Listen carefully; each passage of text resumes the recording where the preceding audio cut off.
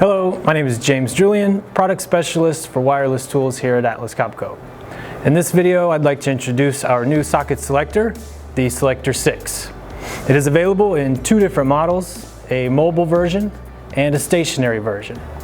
Both models have the ability to be powered using auxiliary power from a power supply or using power over Ethernet using an M12 4-pin to RJ45 cable. The mobile version has the additional benefit to be able to be powered by an 18-volt battery or a 36-volt battery, and also has built-in Wi-Fi to connect to the customer network.